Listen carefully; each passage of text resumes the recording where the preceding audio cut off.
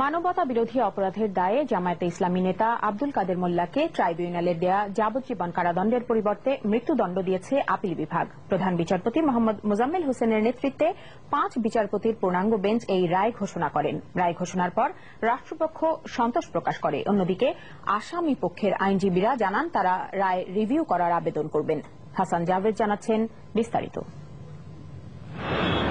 পূর্ব নির্ধারিত সময় অনুযায়ী সকাল 9:30টার দিকে আপিল বিভাগের পূর্ণাঙ্গ বেঞ্চ কাদের মোল্লার আপিল মামলার সংক্ষিপ্ত রায় ঘোষণা করেন। রায়ে কাদের মোল্লাকে যাবজ্জীবনের পরিবর্তে মৃত্যুদণ্ড দেওয়া হয়।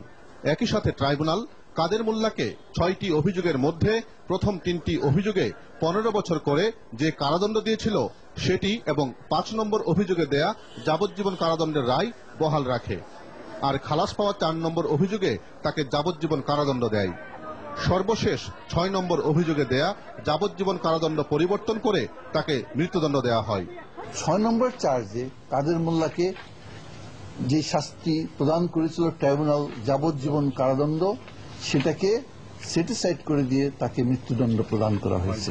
এই আইনে যে বিধানগুলো আছে সেটা হলো ট্রাইব্যুনালের দ্বারা বিচার হবে এবং আপিল শুনানি হবে আপিলের ডিভিশনে। এই রায়ে এই আইনে কোন রকম রিভিউর কোনো উল্লেখ নাই। রায় ঘোষণার পর আসামি পক্ষ বলেছে এই রায় যথাযথ হয়নি। তারা নিয়ম অনুযায়ী 30 দিনের মধ্যে রায় পুনর্বিবেচনার আবেদন করবেন। এটি একটি ভুল রায়। আমরা এই রায়ে সংক্ষুব্ধ, আমরা বিস্মিত।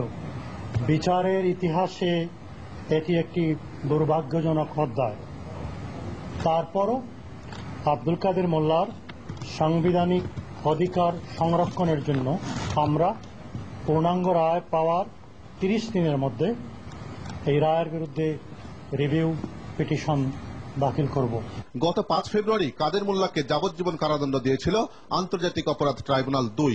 এরপর 3 মার্চ রাষ্ট্রপক্ষ এবং 4 মার্চ আসামি পক্ষ রায়ের বিরুদ্ধে আপিল করে। মোট 39 কার্যদিবস চলে এর শুনানি। 23 জুলাই উভয় পক্ষের শুনানি শেষ হলে রায়ের জন্য তা অপেক্ষমান রাখে আপিল বিভাগ। চূড়ান্ত রায়ে কাদের মোল্লার কি দণ্ড হয় তা নিয়ে দেশব্যাপী ছিল আলোচনা, ছিল জল্পনা কল্পনা। শেষ পর্যন্ত সবকিছুর অবসান হলো সুপ্রিম কোর্টের আপিল বিভাগের চূড়ান্ত এই রায়ের মাধ্যমে। এর ফলে বিচার প্রার্থীদের যে প্রত্যাশা ছিল সেই প্রত্যাশাই পূরণ হলো। Hasan Javed, NTV news, Dhaka.